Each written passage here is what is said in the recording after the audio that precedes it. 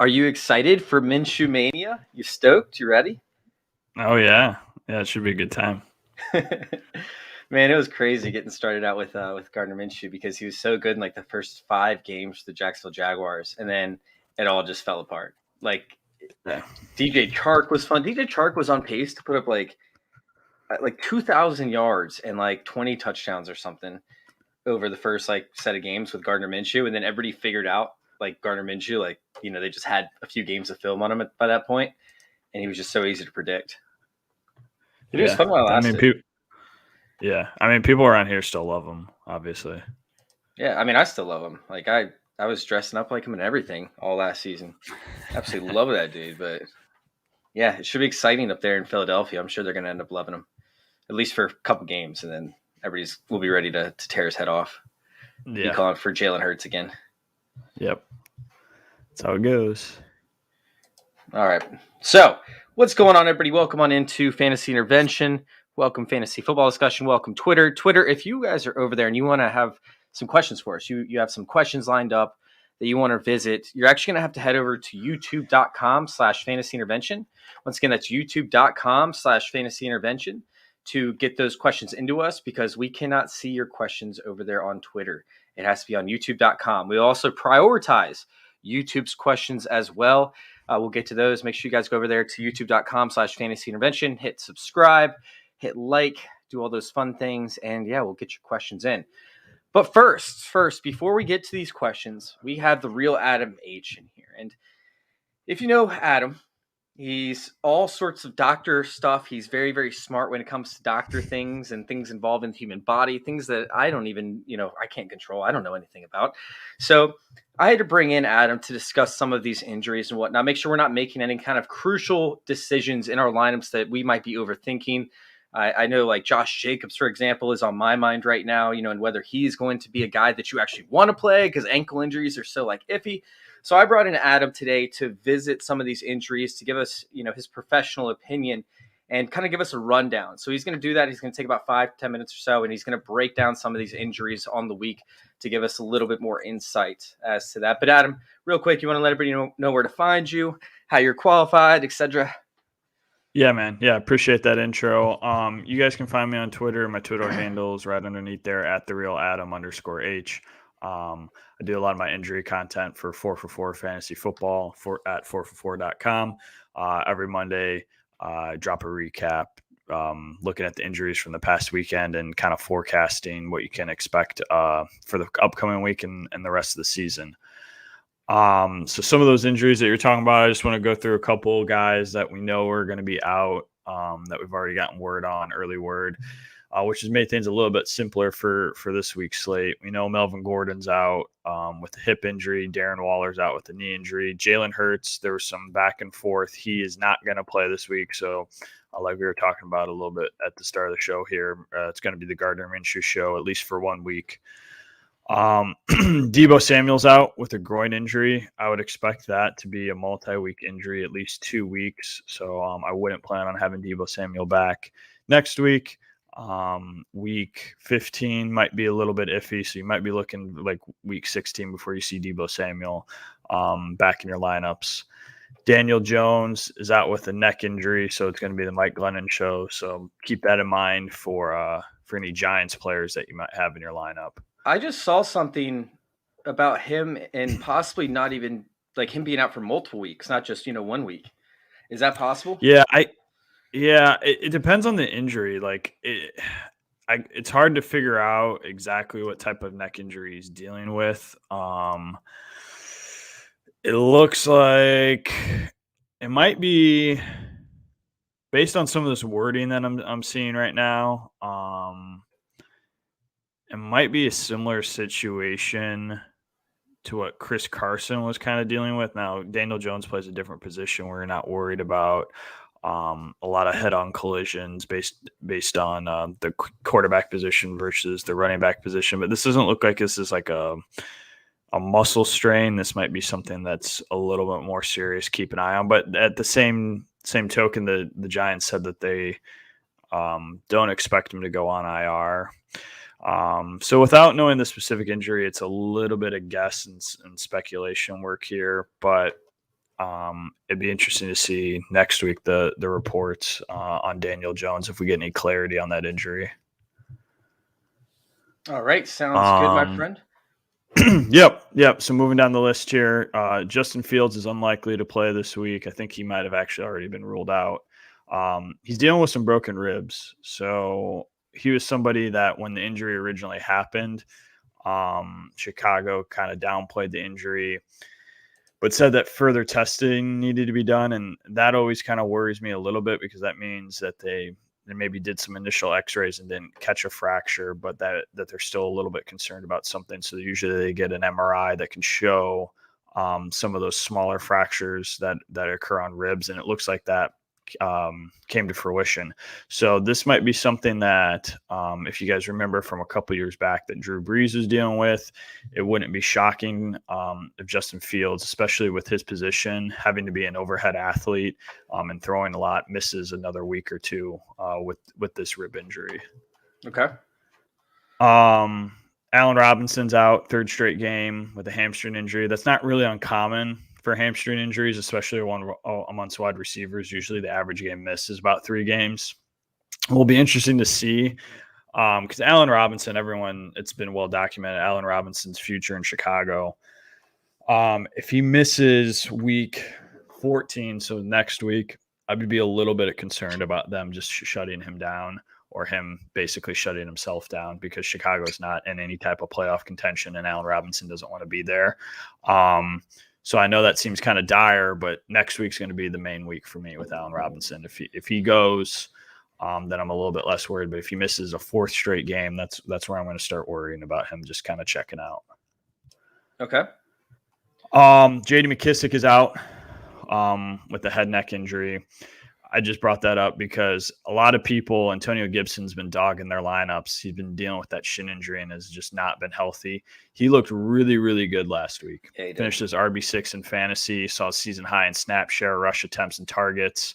I know they activated Wendell Smallwood to do some of their passing game work, but man, if you somehow are in playoff contention and been able to hang around with Antonio Gibson in your lineup, you might be able to bear some of that fruit these coming weeks, because I think he could be, I think this term gets used a lot, but especially down this stretch here, Antonio Gibson might be a league winner if he's been able to hold on to him. And, he's an easy schedule coming up. I mean, he has the Giants, he has the Eagles, I believe, twice, and then the Cowboys twice. It's the last 5 are up against NFC East division rivals. So, it's game on for Antonio Gibson. And all of his workload that we're talking about here, McKissic got hurt late in that game. Like this was prior to this wasn't like McKissic got hurt on the first carry and they were like, oh, Antonio Gibson's the only guy we got. Like I think he finally had a late bye week. He finally got healthy with that shin injury and Washington felt comfortable kind of upping his workload. And he looked good. I mean, he looked fresh. He looked ready to go. So I'm as someone that has Antonio Gibson in a couple leagues, I'm excited about his rest of season outlook here. I'm on board. Couple more here real quick.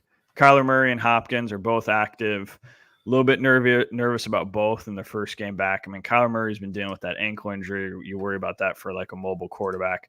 Hopkins, hamstring injury, especially with a multi-week absence with a hamstring injury for wide receivers. Historically, those guys see a dip in their production the first game back. So it'll be interesting to see how they do. They, in DFS, because of where they at, I might be staying away from Hopkins in some areas. And but if you have both in redraft leagues and dynasty leagues, I think you got to play them.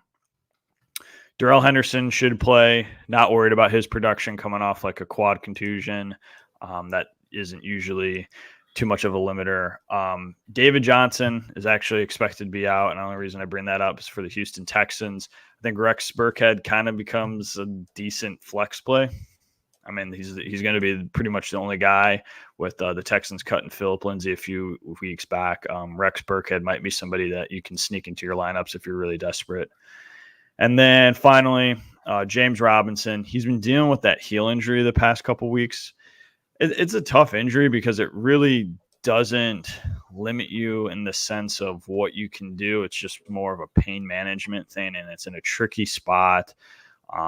when you're running, you're putting pressure on that area. I think it's just going to be something that's difficult to manage. I think it's worth noting that since that injury happened, he's seen on average a 15% decrease in his snap share. So James Robinson, another one, maybe DFS, you try to pivot somewhere else, especially given the matchup and whatnot. But he's somebody that I think is going to play, but it has just not been right since that heel injury. All right, hear that. If you guys have any more injury questions, get them in the chat as well. But let's go ahead and get started on some start or sit questions. We're going to start out with Tracy. Thanks for hanging around, Tracy.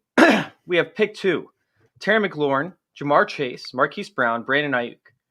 So that's for the wide receiver position. Sitting there and taking this back, Jamar Chase has somewhat of an easy matchup. However, Asante Samuel's out. Asante Samuel's out. So he's been one of their better corners, one of the best corners thus far in the league, even as a rookie. They've had, Williams, I believe, as the cornerback to replace him, and Williams has gotten picked on nonstop over the past 3 games.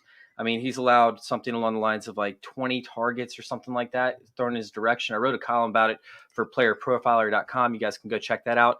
If you guys go search, matchups to target in DFS week 13, it should pop up, but he's been susceptible. So, we're either going to see Mike Davis one-on-one coverage with Jamar Chase, or we're going to see double coverage on Jamar Chase. Either way, I think Jamar Chase can end up beating that. And I don't know how you can sit him. However, when you have Marquise Brown, who should see plenty of opportunities over the top, should absolutely have a massive game. And then Terry McLaurin with an advantageous matchup. Those 3 right there are definitely the 3 that I want to go towards and fade Brandon Ayuk. Although I'm playing Brandon Ayuk, by the way, in a guillotine league. So between those 3, I'm going to go with Jamar Chase and Marquise Brown. Where are you sitting? I'm definitely going to go with Jamar Chase. I just think the way he's played this year, he's become a stud. You got to play your studs. We talk about it all the time in fantasy football. Got to play your studs. So I'm going to go with Jamar Chase. I think I'm going to go with Terry McLaurin. Hollywood Brown, he's somebody we didn't talk about because he played last week. He was coming off that that thigh injury that he was dealing with, the soft tissue injury. I know he looked decent against Cleveland. He had 10 targets and whatnot. It's a lot of targets, man. It's a lot of targets. Yeah, but his thing has never been like the targets. You want the deep passes. You want the big touchdown receptions. Is he 100%? Maybe, but that might help me just give me a little bit of pause and kind of pivot to Terry McLaurin for this week. So I think I'm going to go with McLaurin and Chase. He saw a ton of underneath targets. He was 8 for 51. Somebody that needs these deep targets in order to get it. The Steelers look like a shell of themselves, and I think that we're going to see a ton of rushing from Lamar Jackson this week. However, I think that it will open up Marquise Brown for some deep shots. So it's close. Like I said, it's those 3 are definitely all good options to take. But I'm going to go Marquise Brown, Jamar Chase. He's going Terry McLaurin and Jamar Chase. As for the running back position, we have Leonard Fournette, James Conner, and Elijah Mitchell. So if I had to choose, I don't want to fade Leonard Fournette up against the Atlanta Falcons. Like, that's an automatic lock for me. The other 2, it becomes a little bit more of a question because the Seahawks have been really bad up against running backs thus far in the season. Elijah Mitchell is getting some more targets, but James Robinson in a full workload up against a Bears team that you talked about kind of folding, at this point in the season. They're not doing too hot. They're starting to fall apart from week to week. I'm going to go with James Conner over Elijah Mitchell by a hair. Once again, 3 good options. Yep. I'm definitely going to agree with you. So on the Fournette thing, the way he's been playing and given his matchup, I think I'm going to pivot to Elijah Mitchell because of the Debo Samuel injury. Debo Samuel is kind of operating as that Cordero Patterson and that San Francisco offense, and stealing a lot of running back work from Elijah Mitchell. With him out, I think Elijah Mitchell is going to be the guy. The thing that's kind of interesting about James Conner is he's never put together a full season when his snap share ekes above that 65 percentile. I think Arizona kind of knew that, which is why they were kind of splitting things between him and Chase Edmonds for a long time. And this is 3 consecutive weeks where James Conner has been above that 77 percentile, 80 percentile. You never want to bet on injuries, but it's kind of one of those things where I want to see it before I believe it. I don't know. I just worry about James Conner in that regard. So all those things considered, I'm going to go with Fournette and Mitchell in this one. Adam, it's really funny. I wanted to make some moves for some rebuilding teams, and I wanted to pick up some players that, I knew were going to give me a future. And I have, Benjamin as one of those players. And, Benjamin hasn't been playing. So I was like, oh, man, he's probably safe to drop. And then I thought about it, and I'm like, dude, that snap count for James Conner has been up there. If James Conner gets hurt, Benjamin has a realistic chance to see a significant amount of snaps. So I ended up holding on to Benjamin for that exact reason. So then we go on. So you and Elijah Mitchell. I'm still going to stick with James Conner in this one. We both went Leonard Fournette. So which of these players you don't choose above do you put in the flex position? And I think for me, that's going to be a lock onto Terry McLaurin, although Elijah Mitchell is once again still a good option. Yeah. And then I'll further complicate it and say if I was going to flex one of them, I'd probably put James Conner in.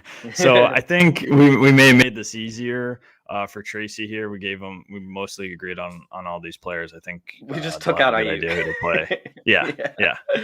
All right. So we have Giovanni. What's going on, man? Thanks for joining once again. You're here every week, and we appreciate your support. Coleman or Peterson this week? He has Chubb on a bye. Adrian Peterson, I'm assuming. So Adrian Peterson's coming on to the Seahawks. I don't know that he's going to see a significant role. I know that he's made the active roster. The Seahawks have a fairly simple offense when it comes to running the ball. So when he's on the field, he'll probably get touches. They're probably not going to use him in pass blocking schemes. So when he's on the field, he's going to get touches. However, I don't see him on the field for more than 10, 15 snaps the most. I'm talking about in a freak situation where the Seahawks go up, San Francisco and 49ers are down by 2 touchdowns. They need to run the ball out. You're talking like third quarter, fourth quarter, he sees, the majority of the snaps. Outside of that, I don't see that happening. Tevin Coleman was actually the lead back for the Giants this past week, I believe. Correct me if I'm wrong. He was the lead back. Did I say Giants? You said the New York team. We knew what you meant. Yeah. So I'm going to go with Coleman in this one. It's pretty easy for me. Yeah. I agree. Adrian Peterson has not looked good. I'm just looking at some of his advanced stats from Player Profile. He's got no wiggle or elusiveness left in his game. I don't think you can play Adrian Peterson with any confidence, so I'd go Coleman as well. All right, who would you flex between Sanders, Barkley, or Deontay Johnson? Also has Knox and Phant in a must-win game, so he needs the highest floor possible. So, we can't sit there and hope that Saquon Barkley breaks off a big one, up against the Miami Dolphins, who have looked a lot better as of late.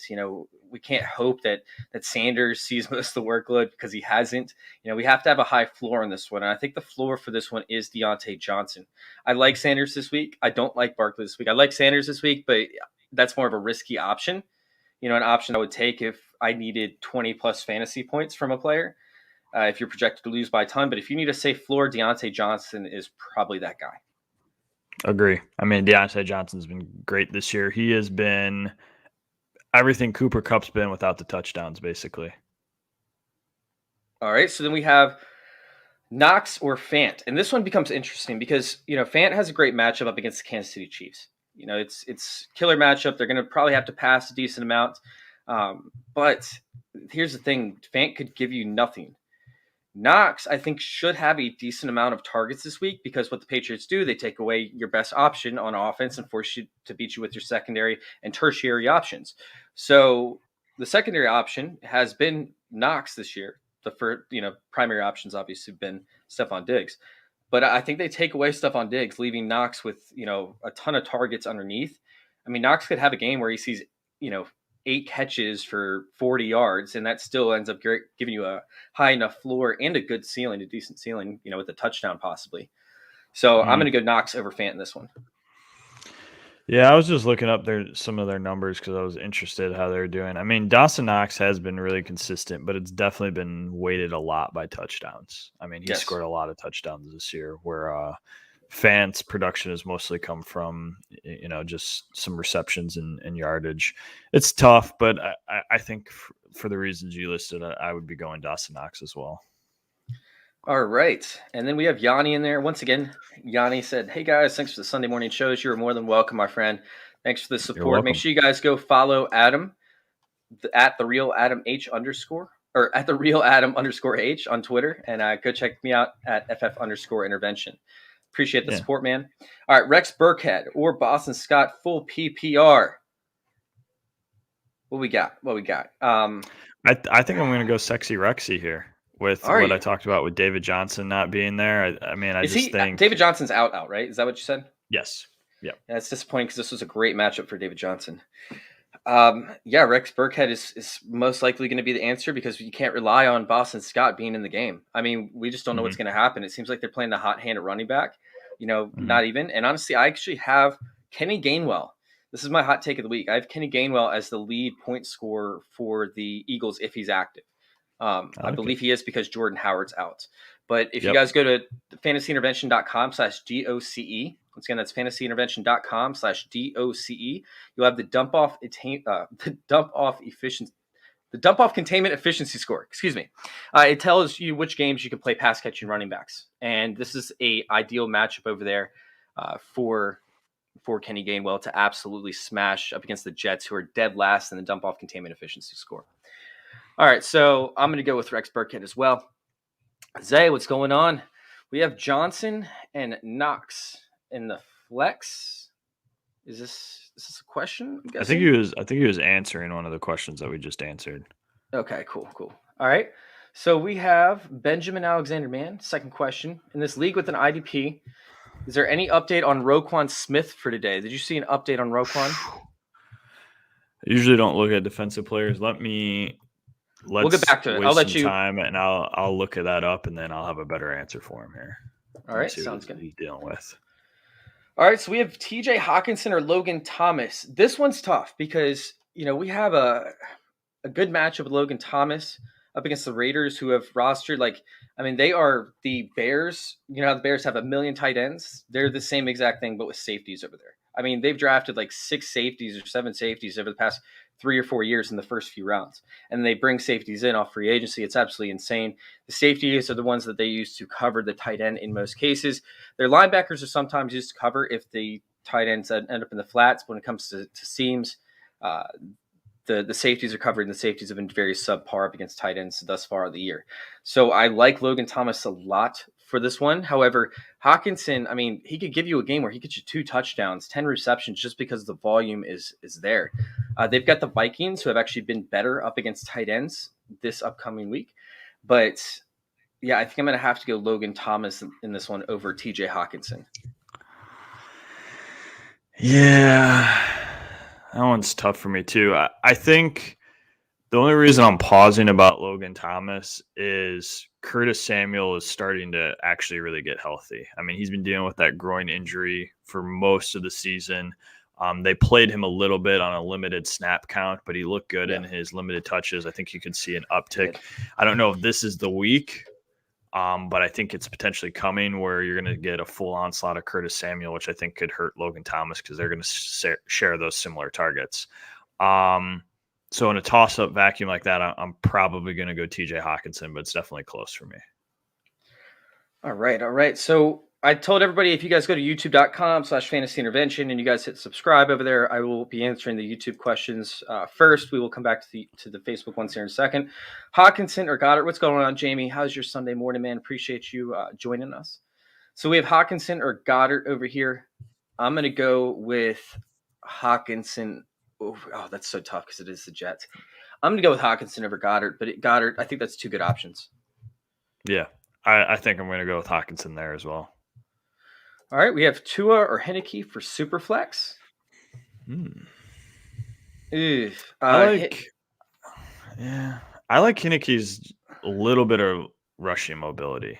He just has a little bit there where he could always get you 5 points just from 50 yards rushing, potentially a touchdown. He's not really one of those high rushing touchdown quarterbacks, but because of that, Tua's just had a couple stinkers where he's gotten you 10, 11 points and just not been very productive in the passing game that I think I'd lean Heineke here. All right. I'm a little bit concerned that Washington gets into such a run-heavy game script that we're going to end up seeing them completely fading, like the pass. I still think that Logan Thomas has some upside. Obviously, we just talked about it, where he's going to be able to convert some third downs. He's going to see red zone opportunities. So I'm not really concerned about the skill positions, but I am slightly concerned why I took Marquise Brown over Terry McLaurin in the question earlier in the show. I'm going to go with Tua because I think that they're going to pass, and they're going to pass a ton this upcoming week. He gets Devontae Parker back from injury, who might be on a snap count, but still should see a decent amount of opportunities and should help open up the offense a little bit. I'm going to go with Tua on this one over Heineke. All right, and then I wanted to circle back to that Roquan question. He's going to play. He's been dealing with a hamstring injury. He's been a tackling machine for the Bears, so I think the fact that he's going to play, you can play him comfortably. All right, and then the last question, we actually already answered this one previously. I went with Jamar Chase and Marquise Brown, and then Leonard Fournette and James Conner. Adam went with Terry McLaurin and Jamar Chase, and then Leonard Fournette and Elijah Mitchell. I said go with Brown as your flex option. He said go with Conner as your flex option. The only person that we both didn't really like was Ayuk. We think that this is great options all the way across the board. All right, so we have Phant or Kmet. It's got to be Noah Fant. I mean, Cole Kmet has really done nothing. I know everyone was hoping this would kind of be a breakout season for him this year, but he just really hasn't been a consistent option for fantasy football. So I'm going to go with Noah Fant in that one. All right, sounds good. I'm going to go with Noah Fant in this one as well. The matchup up against the Cardinals is not great, and Kmet, he does have a connection, but we could also see targets taken away from Jimmy Graham as well. So I'm going to go with Phant in this one in hopes that he sees a high volume up against the Chiefs in a pass-heavy game, after the first quarter, because I think the first quarter is going to be all Javonte Williams, which I see Zay does have a question down there. We will absolutely get to Zay's question about Javonte Williams here shortly.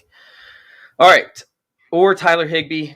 So I don't know if you knew this or not, at least last week, and it could have changed over this past week, but Tyler Higbee was number one in red zone targets for the tight end position.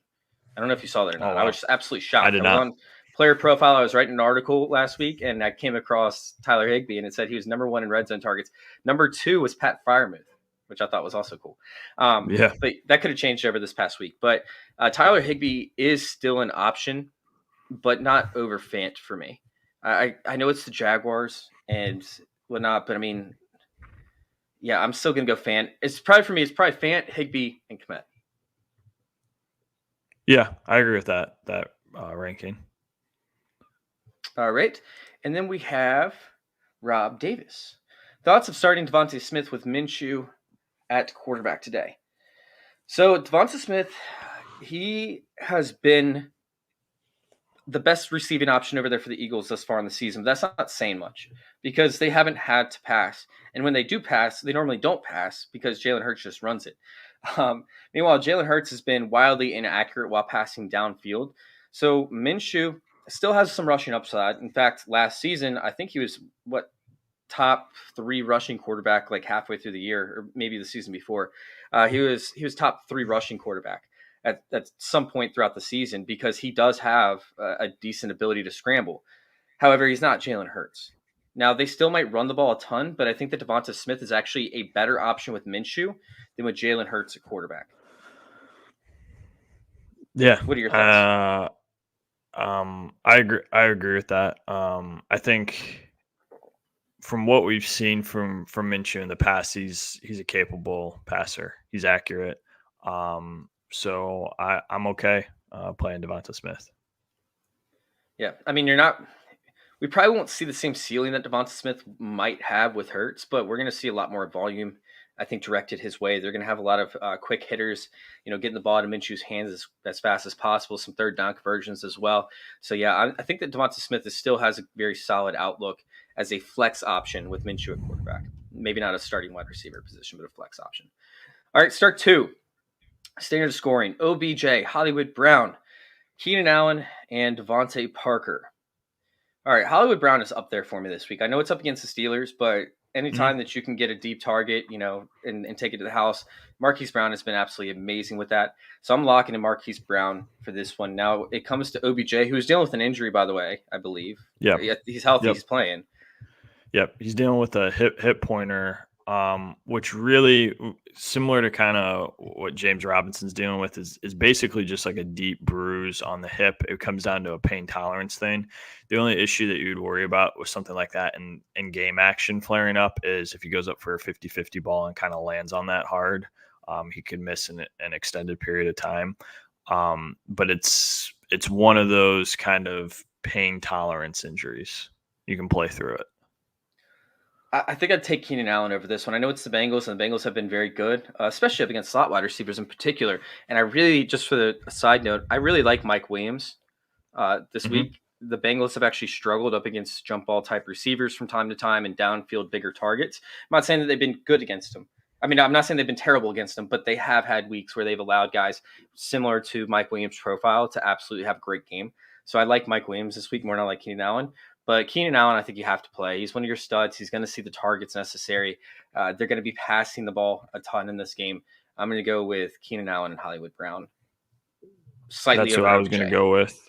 Yep, that's who I was going to go with just based on those injuries. Parker and OBJ dealing with some injuries. I think Hollywood Brown and Keenan Allen are safer plays. All right, we have Carson Wentz or Derek Carr. Carson Wentz, I mean, great matchup this week up against the Houston Texans. It's a little bit nerve-wracking because he could see 25 attempts, but Derek Carr, he does very well up against good defenses. But Washington, since the bye week, has played a completely different defense than what we've seen thus far in 2021, and they've kind of transformed back into the 2020 version. They're playing a lot more press coverages. They're getting the balls underneath. They're forcing completions. They're making contact. They're playing more of a team type ball, and it's a team that I've been following very closely on defense. So I really like the aspect of Washington having a very good game to the point where I've played them in DFS a lot this week, and so I'm going to fade Derek Carr. We don't know that it could be we don't know that it could be a high scoring game. We could see this become a run heavy game where, they both take 10 plays to get down the field, running on 8 out of those 10 plays and running down the clock. I mean, we could see this game finish, an hour before the other ones, just based off of how many running attempts we could see. So with Derek Carr, I just don't see him putting up a ton of points this week. I still have him in a DFS game. I still have him in a DFS matchup. But that's more of like a shot in the dark type play. I think Carson Wentz, you're at least guaranteed to get a couple passing touchdowns from, and high completion percentage, which could leave you with 18 completions for 210 yards, 220 yards. So I guess if you need upside, go with Derek Carr. If you need a safe floor, go with Carson Wentz. Yeah, I think I would go with Carson Wentz. It's been hard to trust Derek Carr this season. Yeah, it has been. He's been very inconsistent without his weapons. It's been a tumultuous season for the Raiders as a whole organization. So the fact that Derek Carr has been able to keep this team together, I think that Derek Carr is a top 5 quarterback in the league. And not from fantasy perspective, but from the quarterback position, I seriously think that he's a top 5 quarterback. He's been playing with nobody his entire career. Finally gets some stuff together. His coach ends up having a huge debacle. His top wide receiver, I don't even want to talk about. His tight end, Darren Waller, has been in and out of the lineups. It has not been the same tight end that we've seen in the past, and yet he's still been able to make it work, and he's still won games. I mean, his running back hasn't been healthy. It's absolutely insane what Derek Carr's been able to do. I think he's a top 5 quarterback in the league from the football perspective, not from fantasy.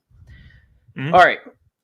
As for Javonte Williams is my number 1 running back out of the draft, including Najee Harris in terms of fantasy value after he landed with the Broncos for dynasty leagues.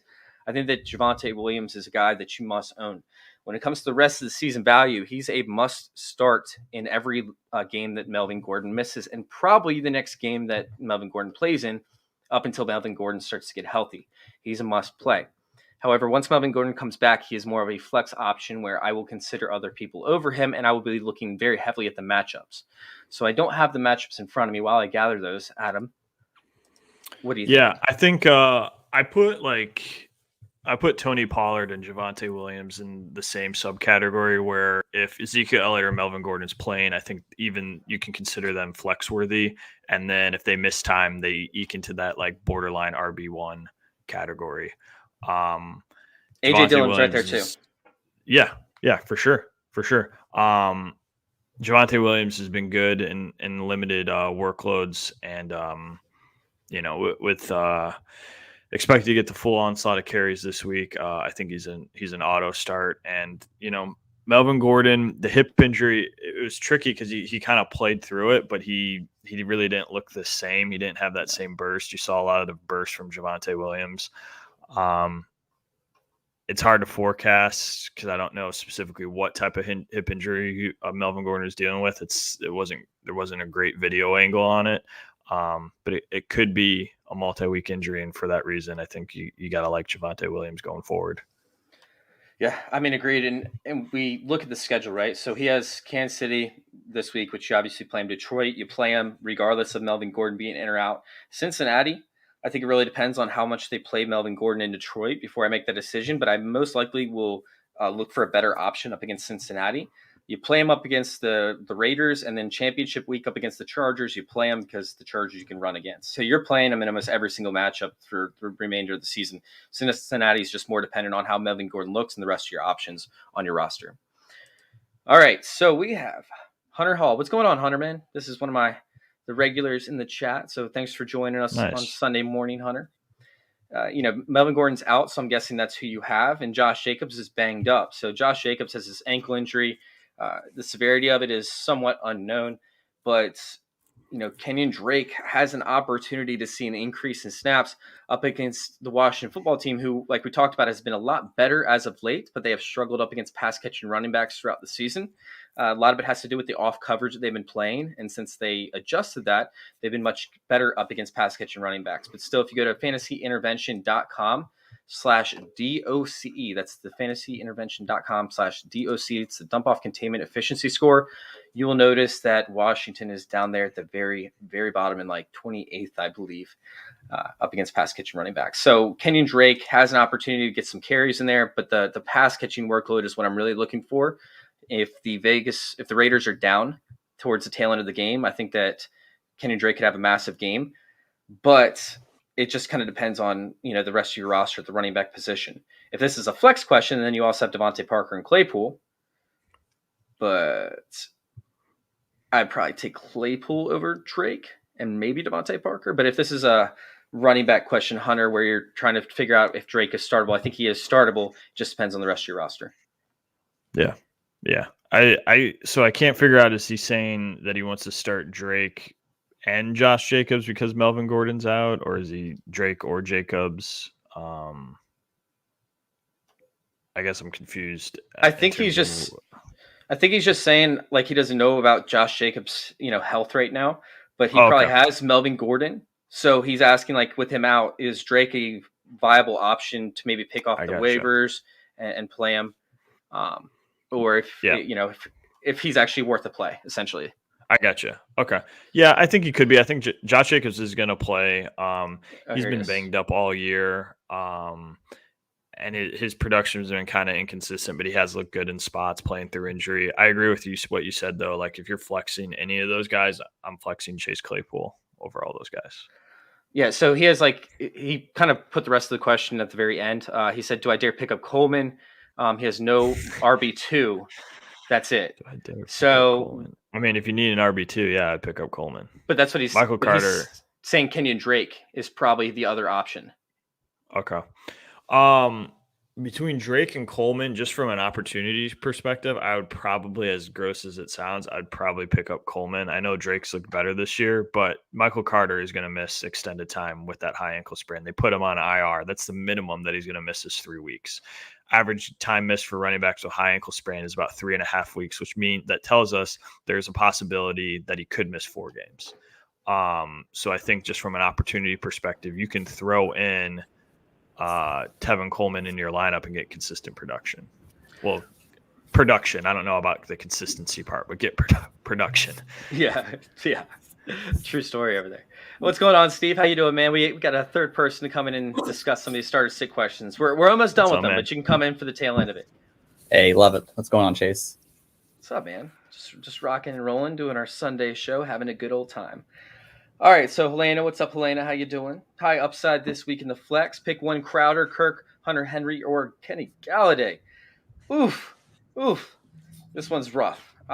Christian Kirk obviously has Hopkins coming back. He still should be the main target for this week as Hopkins kind of gets adjusted back to the flow. But after that, Christian Kirk's almost out of the picture for most matchups. My dog's barking. I'm going to let you guys go ahead and answer as my dog barks. Go ahead. Okay. I'm probably going to go with Christian Kirk because of that DeAndre Hopkins injury. The hamstring injury for wide receivers can be a little bit tricky their first game back in terms of what we see production versus their healthy average. And getting Kyler Murray back, I think, helps Christian Kirk a lot this week. That I'm going to lean just a little bit to Christian Kirk. That's a tough one, honestly. I might go Galladay, honestly, with Mike Glennon. I know Mike Glennon's probably not much of an upgrade at all over Daniel Jones, but Mike Glennon has at times kind of been able to air the ball out downfield in his career, and especially if I think Tony is out. I think Sterling Shepard is out today. So Galladay should hopefully see a healthy target share in this offense here. I know the Dolphins have played better as of lately, but they're going to have to throw the ball to somebody, and I think hopefully Mike Glennon won't be scared to throw the ball a little more deeper to his star players that's on his team. So I'd go Galladay on this one. All right, I'm going to take Kirk in this one and pray. I don't really like any of these matchups. And, Mike Glennon, he doesn't instill a lot of confidence in me. So I'm going to go Kirk on this one. All right, we have the Rams or the Cards, D. The Cards have the Bears, who have been absolutely abysmal. Meanwhile, the Rams have an even sexier matchup against the Jacksonville Jaguars. Sorry, Adam. But I expect this to be a Laviska Shenault game, by the way. I'm hoping. We've all been saying it, but the Rams actually allow slot receivers and pass-catching backs, anybody who plays in the short range, to get a ton of fantasy points up against them throughout the entire season. They just let it happen. They're like, yeah, we'll let you get 5 yards on this. Go ahead, take it. Take your 5 yards and go. But anyways, I'm going to go with the Rams defense on this one over the Cardinals defense. Probably rock the Cardinals defense on this one. Honestly, I mean, the game in Chicago today, it's rainy, it's cold. There's bound to be a fumble or two to happen. Players slip and fall constantly in rain weathers. Andy Dalton's the quarterback this week. I would go with the Cardinals defense on this one, just due to the weather that's going on there in Chicago. All right, Adam, break the tie. Yeah, I'm probably going to go with the Cardinals as well, with just the Andy Dalton factor. In 50% of the games that Andy Dalton's played, he's had an interception. So this season, or just as a whole, like in his entire career? This season. All right. That'd be pretty intense if that was actually Yeah. No, All that right. would be. But Sony or Ty Johnson? Sony Michelle. What's the update on Darrell Henderson? I don't know if we covered that. Darrell Henderson has a quad contusion thing, but he's going to play. And it typically, looking at historical comps, it's not that much of a limiter in terms of your production when you're dealing with that injury. So based on that, I think Sony's been okay in spots, but you're basically banking on a Darrell Henderson aggravation or limited workload, which I don't think you can, based on his injury, I don't think you can expect a limited workload, and it's hard to bank on a re-injury with something like that, like a bruise. So I like Ty Johnson. I'm probably going to lean Sony still. I'm not banking that Henderson misses at any point in the game because of the injury, but they might lighten his workload a little bit. And if they're ahead against the Jags, why not get Sony a few more touches? They've done that at times when they're leading, that Sony gets a few more touches here and there. And Ty Johnson, I like Ty Johnson. It's just that, is Zach Wilson going to throw him the ball? Is this Jets-Eagles game going to be a game where the Eagles are by big, or Ty Johnson's pass-catching skills comes involved? I don't know. So I'd rather lean Sony, and hopefully that he sees a little bit more work, hopefully a lead in this game. Yeah, the Philadelphia Eagles only give a breakaway run rate up of 10%. So the breakaway runs probably won't be happening for the Jets in this game. And Ty Johnson needs better targets. If you guys go check out fantasyintervention.com/DOCE, you'll see that the Philadelphia Eagles are actually very, very good up against pass-catching running backs. So Ty Johnson, the fact of Zach Wilson, playing, like, that doesn't bode well for Ty Johnson. The fact that they're playing the Eagles, who don't give away breakaway runs or receptions to the running back, that doesn't bode well for Ty Johnson.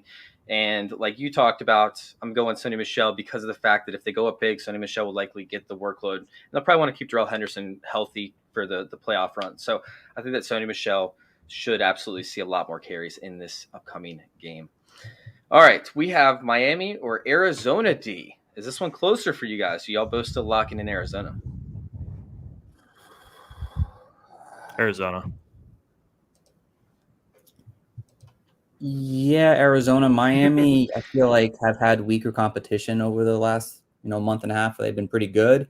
I don't completely trust them to completely just shut down this Giants defense. So over the past 4 games, Miami has had, let's see, what is that? 11 sacks. No, I'm sorry. Over the past 4 games. That was right. They've had 16 sacks. Holy shit. They've had 16 sacks. What is this? 4 forced fumbles, 3 fumbles recovered, and 7 interceptions with 1 touchdown. Wow. That's insane for a defense. Like, that's nuts. The points scored against them.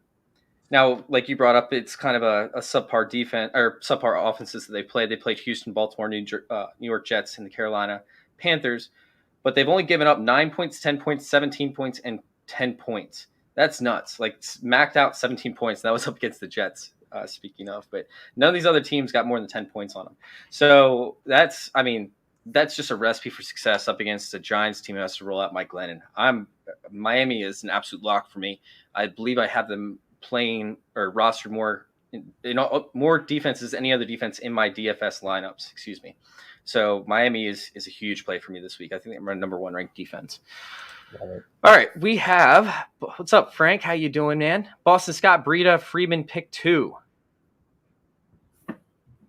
I honestly think that Freeman Breida has a really good game this week. I think the Breida could absolutely blow up because we talked about how the Patriots like to take away the top options. So bye-bye Stephon Diggs. Their secondary is still good, so I'm not thinking that Gabriel Davis will have a big week or Sanders will have a blow up week or anything like that. I think Dawson Knox will see a ton of targets underneath. I don't know if he's going to see a lot of yardage from that. So they're going to have to move the ball in some way, shape, or form. And the Patriots they play this like bend but don't break defense. They don't allow a lot of big runs. What we saw last week up against the Titans was an anomaly. Like, that was a complete just freak show of a performance by 2 backup 3rd and 4th string running backs with Hilliard and Foreman, excuse me. So I think that was the double. Their longest run of the season was allowed up against the Titans. We don't say a lot, but we still see them getting 5-yard, 7-yard, 10-yard chunks over and over and over again. So Breida can easily grab that. Meanwhile, they can get some passing down opportunity to him. I really like Breida. As for the other 2, I'm going to go Freeman over Boston Scott. Oh God, that's gross. No, I'm gonna switch. I'm going Boston Scott over Freeman. Really, Steve, what do you got? No, I feel like Freeman has to be a lock. I mean, he's the Ravens' number 1 running back. The Steelers' defense, has not been good against running backs. I feel like he's their main guy still. It's not like sex. Okay, yeah. All right, I'm switching back. I'm going back. Switch, sip, snap, sip, snap, sip, snap. Any idea what that does to a man? No, Breida and Freeman are my 2 go-tos. Yeah. Yeah, I think Freeman is a lock play, honestly. I think he'll get you at least between 10 and 14 fantasy points this week. Hopefully he can get a touchdown. Between Scott and Breida, it's definitely tough. Like, I like Breida's possible upside. It might work because it might be a snow game on Monday Night Football in Buffalo this week, so that might be good for him. So I think Breida, if you're looking at it, Breida's the upside play and Scott's more of a safe play because we just know Sanders could fumble or get hurt and then Boston Scott takes over as a lead back. But if you're looking for an upside, I'd probably go Breida over Boston Scott. All right, Adam, what you got? Oh, you're on mute. I got Breida Freeman. Cool. All right, we got Rams D. We got a lot of defense questions this week. All right, Rams D or Philly D? I'm going Rams in this one. Lock it in over the Eagles. I know it is the Jets, and I think it's in the Guillotine League I'm in. I think I picked them up to play them. So I don't hate the Philly defense, but the Rams defense isn't too good of a situation. Pass up on that. Agreed. Yeah, Philly's D has not been great. The Rams defense has forced some turnovers this year, and with that defensive line, you're always in play to get a sack or two. All right, let's go with Scott versus the Jets or Burkhead versus Indy. I'm going to take Burkhead. Yeah, I was like, I think I'm a Rex Burkhead guy this week, which is so weird. But I just think he's the guy. So it was kind of weird, like last week, right? And I know this is a lot, people have been, somewhat vocal about it, but Brady, I projected him at 48 attempts last week up against the Colts. And I projected it because you have two, pass heavy offenses who could go head to head. But the whole entire thing changed when DeForest Buckner went out. DeForest Buckner went out for a set number of plays. And when he came back in, he looked like a shell of himself. He was playing very gingerly and was not able to, capitalize off of, solo blocking attempts and whatnot. He wasn't able to break off those blocks. So we saw Fournette just tear this team apart. And if DeForest Buckner isn't completely healthy and he still looks gingerly, then I think the Burkhead could have a massive game. Even if he doesn't look like that, the Colts are still subpar, when it comes to containing pass-catching running backs. And with David Johnson out, who I really wanted David Johnson to play this week, with David Johnson out now, Burkhead should see targets in the passing game. And we expect the Houston Texans to be down, which means that Burkhead could walk out of this game with 10-plus targets in this one. That's why I like Burkhead more than anything else, is because he should see the targets that I wanted David Johnson to see. All right. Sounds good. Yeah, I'd probably in Burkhead too, yeah. Especially in PPR. All right, we got Jamal in the chat. What's up, Jamal? Should I start Stafford or Murray? I also have Cousins as a bench filler since Murray got injured. Man, that's a lot of quarterbacks to have on one roster, my friend. Yeah. Adam, I want to start with you because I want to get your take on the injury aspect of this. Is Murray healthy? Yeah. Is he good to go? Like, are you worried about him at all? Not really, because he missed like the full lot of time with that ankle injury. It's not like they're rushing him back or he's 1 or 2 weeks removed. I think they truly held him out until he was 100% healthy and ready to go. So that's why I have more confidence in Murray, being Murray. Stafford, I think, has been really good this year. He's been a little inconsistent. Like even last week, besides the long touchdowns of Van Jefferson and Odell Beckham Jr., I mean, he hasn't been great. He's been turning the ball over at a high rate. So I think I'm going to go with Kyler Murray. Oof. I'm going to go Murray, but Stafford's really, really close for me. Cousins, I wrote the article on him this week, and I actually picked this game to be somewhat of a shootout. So Cousins was actually a guy that I wanted to roll out in a lot of my DFS pieces. Or DFS lineups, excuse me. So I like Cousins this week a lot, but I don't think that you can play him over Stafford or Murray. I'm going to go Murray slightly over Stafford. If you have any concerns about the injury, go Stafford. But yeah, Murray should be fine. Yeah, I'd probably go Murray too. If you don't like the injury, I honestly probably go Cousins. I honestly like that matchup as a shootout, like you mentioned, Chase, before. I'm not a big fan of Stafford this week. I had him as a big bust this week against that Jags defense. I know when you think of the Jags, you don't think of a overall great team, but they've been really good against quarterbacks this season, like fantasy quarterbacks. They've really produced a whole lot against them.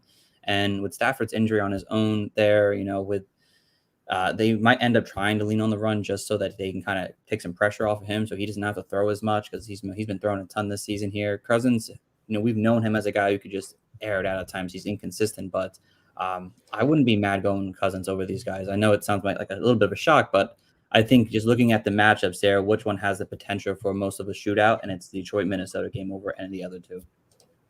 I like it. I'll take it. I can see that happening 100%. That's why I talked about it in my DFS piece. Did you guys know that Adam Thielen hasn't had double-digit points against the Lions since like 2018 or 2017? Wow. It's absurd, right? It's crazy. Yeah. So I that was my trivia piece that I put inside my article for Player Profiler. All right. We have Van Jefferson or Kirk this week, and I really like Van Jefferson in this matchup. I have him rolled out in multiple different lineups, my season-long leagues. He's somebody that I was not a fan of coming out of the draft. He has completely proven me wrong, and he looks like an alpha receiver who could be a part of this offense for a very, very long time. Van Jefferson is seeing the targets. He's getting them downfield, so the target premium is through the roof. He's somebody that, if he gets a couple of deep target opportunities, could take at least one of them to the house. Van Jefferson's a lock for me over Christian Kirk. Steven, you want to go with this? Yeah, probably go Van Jefferson. Honestly, I just think it makes the most sense in this matchup here. I know we talked about, I just talked about Stafford not being a great play, but Van Jefferson can still have a great game without Stafford having a great fantasy performance here. I mean, he's their kind of guy who goes, kind of their deep shot guy, kind of goes downfield with Odell, and Odell's kind of banged up his own self right now, so maybe he's limited to some extent, and Van Jefferson's going to probably play the most snaps or second most snaps at least in terms of the wide receiver. So I'd probably lean Van Jefferson on this one. Rondo, more breakout game. God, I hope. Yeah, I'd probably go Van Jefferson. It's close. I really liked Van Jefferson this year. Yeah, he's been fun to watch, man. He's proved me wrong, dead wrong. That's probably the most wrong I've been on any rookie through the past 3 draft classes. Yeah. All right. We have Brandon Cooks or Freeman, PPR, flex position. Oh, man, this is tough because we could see Brandon Cooks see double coverage this entire freaking game. I love not Jordan Akins. I love Brevin Jordan this week as a sneaky tight end play. I have him starting in season-long leagues, in dynasty leagues, and in DFS. But, I mean, Brandon Cooks, what's the chances that we see him in double coverage 90% of the snaps this week? I think it's very, very real possibility because they don't have anybody else in this offense. Nico Collins is, he missed a touchdown a couple weeks ago, but hasn't been great. I don't know. Now you have David Johnson out. Rex Burkhead is the only other healthy guy on your offense. This is not pretty. I want to go Brandon Cooks, but I think I might lean towards Freeman in the PPR flex position spot. Anybody? Yeah, Freeman. It's hard to trust Brandon Cooks ever since after the first 4 weeks of the season. He has just been way too inconsistent for me to want to trust him enough to put him in my starting lineup on a week-to-week basis. Devante Freeman, like I mentioned before with Freeman, he's their main guy still. He might not see a full workload, but he's probably going to see between at least 15 touches in this game somehow. And I'd rather take that over Brandon Cooks. Got to get a touchdown to kind of save his fantasy day, I think. All right. Yeah, I'd probably go Brandon Cooks, but I mean, I get all the reasons you guys have said. I mean, besides one game this year, Brandon Cooks has seen 5 targets every single game in a PPR league. I think he has a little bit of a safer floor. Yeah, that's so tough for me. I'm still going to stick Freeman. I almost switch over to Cooks, but I'm going to stick with Freeman on this one. It's close. I hate the matchup over there for Freeman. All right, we have Joe Burrow or Russell Wilson. Oh, Russell Wilson has looked like trash this year. Russell Wilson in season-long leagues is droppable for me. He really is. They have the 49ers, and their secondary has been completely obliterated by injuries. So that secondary has been very, very bad as of late, if I remember correctly. Correct me if I'm wrong. But, yeah, I mean, Joe Burrow could end up in a shootout over there up against the Chargers. You could also see them in a situation where Joe Mixon runs the ball 52 times. So I'm still going to go Joe Burrow because I just don't trust Russell Wilson. But I don't have any issue going Russell Wilson in this one. They're both borderline quarterback 1 options, but I probably have them both as quarterback 2 at this point. Yeah, I mean, Wilson with that coming off that finger injury has just not been the same. His accuracy has been hurting. he's been struggling getting the ball down the field. So I'd go Joe Burrow.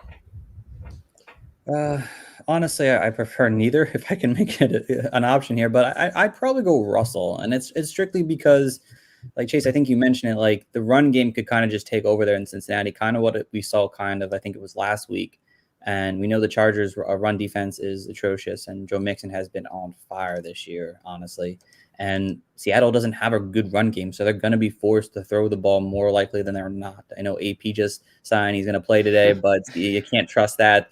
In today's matchup here, the 49ers have been pretty good against running backs. So I'd still give it to Russell. He didn't look good last week, but he still managed almost 20 fantasy points last week in fantasy, even with his terrible NFL on-screen game. But his fantasy day still ended up being pretty good. So I'll still take Russell here. And the 49ers, I think, allow the most rushing yards to quarterbacks. So maybe he gets some rushing today.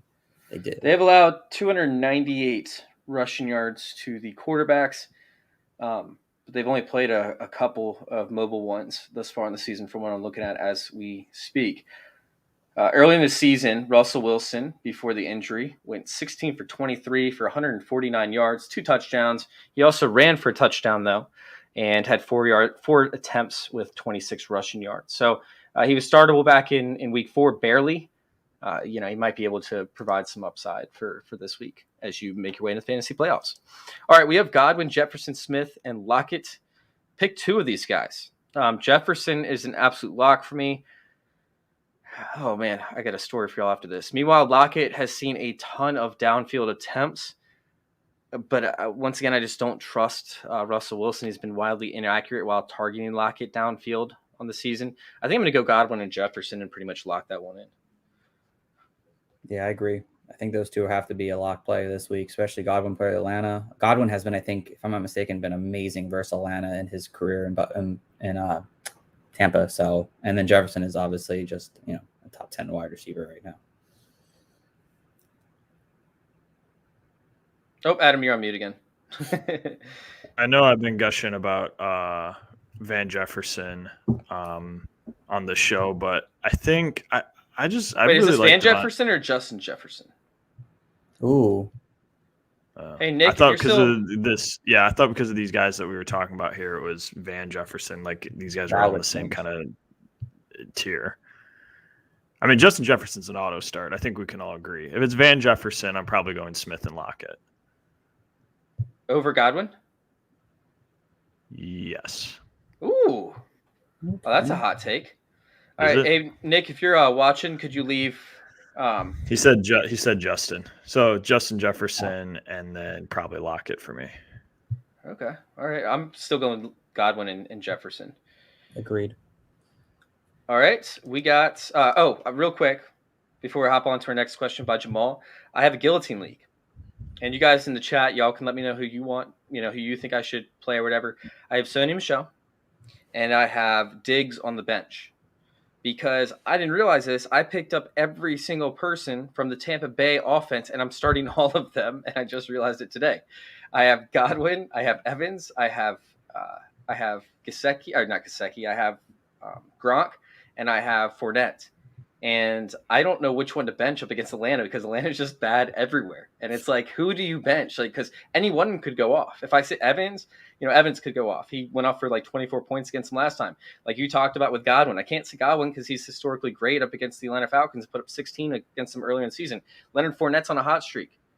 Gronkowski's on a hot streak. I don't know which one of these guys to bench and to put in. Should I bench Godwin for Diggs or Evans for Diggs, or I actually have Ayuk in there as well. But, should I take out one of these players on Tampa Bay's offense in hopes that they don't perform and the other ones do, and the fantasy points get consolidated to just 3 of them instead of 4? What would y'all do? Sony Michel and Diggs are the other 2 options right now because all the other players are on bye, and I have a stack squad. It's hard not to play Stephon Diggs. It is hard. Against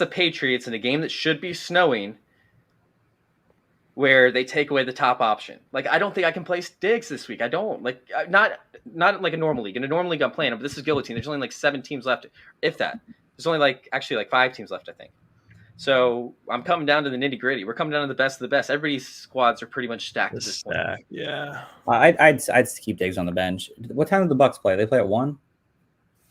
Yes, they're 1:00 up against the Falcons. I was gonna say wait for Sony, but you can't really wait for Sony if he's not starting. I mean, I'm starting all the Bucks guys over Sony. Yep. Okay, that's got to be the answer then, right? Yeah. All right. Let's go on and hop over to Cooks or Lockett from Jamal. I'm going Lockett in this one, and it's not relatively close. Do either one of y'all have a difference of opinion? Let's lock it. Yep. Lock it. All right. Should I play Carr over Wilson? I talked about Carr being riskier, but Wilson's just as risky. I'm going Carr over Wilson this week. Anybody disagree? Yeah. No. Nope. I would go Carr. All right. Logan Thomas or Noah Fant. I have Logan Thomas, I think, as a top 7 tight end. I think he's like 6th or 7th this week. Logan Thomas is a lock for me as a must-start play. Phant is still great. Is still a solid play, but he's more towards the back end. He's right around like tight end 11 or 12, I believe.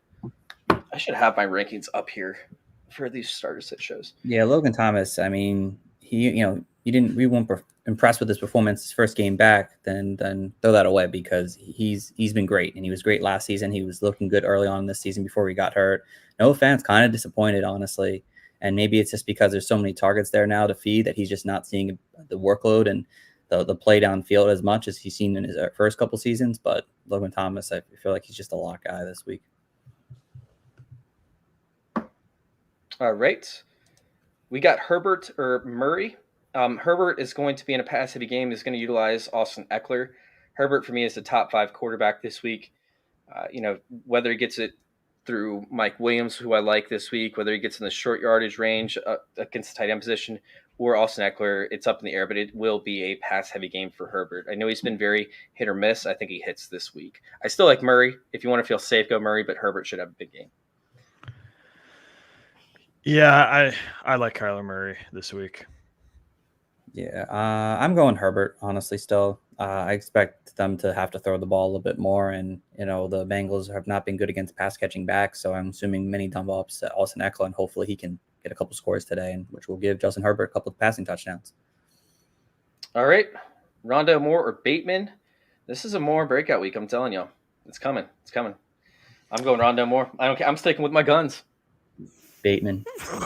Yeah, Bateman. I'm the biggest Rondale Moore guy, so I hope I'm wrong, but it's Bateman. It probably should be Bateman, to be honest. All right. Second trade alert. Marquise Brown and Melvin Gordon picking up Barkley and Bateman. He needs an RB2 badly. He has Burkhead, and now you taking the trade. So essentially, he's sacrificing Melvin Gordon, who I don't think is going to have as big of a role when he comes back, as I think it's Javonte Williams show from here on out. But you're downgrading majorly from Bateman to Marquise Brown. I mean, from Marquise Brown to Bateman. Marquise Brown's been a top 10 wide receiver. I think he's even like top 7 wide receiver on the season thus far in the season. He's a big time player in the fantasy playoffs where you need big time plays. I don't want to take a chance on that. And there's a chance that if Barkley sees another injury, they shut him down for the rest of the season. Like, let's say he gets a minor ankle injury or, there's an issue with his knee or something. They'll bench him for the rest of the season to keep him healthy. So I don't know that I would do that trade. I think I would just roll out with Burkhead, take the chance and see if you can find somebody else, because I don't like Barkley as an option moving forward. How do y'all feel about this trade?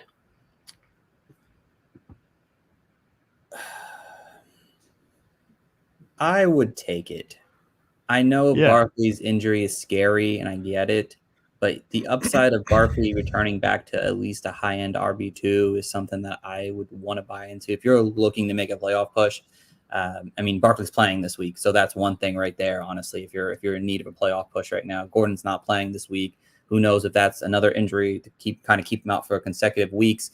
Hollywood Brown has been solid. Over the last 2 games, he's kind of been a little quieter. And I like Bateman a lot. His time could still come this season here. I know Hollywood Brown is there, and he's took that next step in his development. But Bateman's big game has yet to come this year, and I'm still expecting him to have at least one big game before the season's over. All right, Adam, you're taking it as well. I'm Yeah, guessing. yeah. I mean, I know the Melvin Gordon ankle thing was just such a fluke. I mean, it was such a fluke injury. He's starting to get healthy. I think just for the upside and the fact that you need an RB2, I would take that. All right, would you rather give up Scary Terry in this situation or Jamar Chase? And I'd probably say no, just because I think that Hollywood Brown is a better wide receiver than Scary Terry is for 2021. But Scary Terry has a great matchup upcoming. Like the rest of the season matchups are great for him, and he could end up having one of the best outputs for any wide receiver to finish the last 5 games. So I want that on my team. I do have a minor concern that Trayvon Diggs actually matches up with Scary Terry in the Dallas matchups, but outside of that, I feel relatively comfortable that Terry will tear up the last 5 games of the season. All right, let's hop over to Nick said take Diggs over Fournette. Unfortunately, I can't because I still need a running back in that slot, and I don't have another running back in the flex currently. All right, so is Josh Jacobs and James Robinson playing today? You talked about this, Adam, at the beginning of the show. James Robinson is more of a pain tolerant situation, right? Yeah. So I think both of them are going to play. I'm a little bit more confident about Josh Jacobs compared to James Robinson, if that makes sense. It's just sorry. It's just James Robinson. Yeah, whatever that was. James Robinson hasn't been right since that ankle injury. I kind of want to see it before I buy in. Josh Jacobs has been banged up himself, but I'm probably leaning Josh Jacobs. All right. Agreed. He's been seeing work in the passing game, so that's a plus. You are welcome, Ron. I'm Ron Burgundy. No, we appreciate you guys for coming in. We are going to go ahead and close out the show. We have 2 questions left, and we are out of here because we want to go watch some football too. Since Hopkins is on a limited snap count, would you play Elijah Moore, Kenny Galladay, or any of the Broncos receivers besides Judy over him? Critical game against the best team, so he needs some major upside. And Elijah Moore offers that up against the Eagles to an extent. I should see a lot of coverage 100%. from Darius Slay, but Elijah Moore is a guy that I would likely play over Hopkins for this matchup. I don't know that I would play Courtland Sutton, although it is kind of tempting. He's got a brand new, shiny new contract. It should be a pass-heavy game.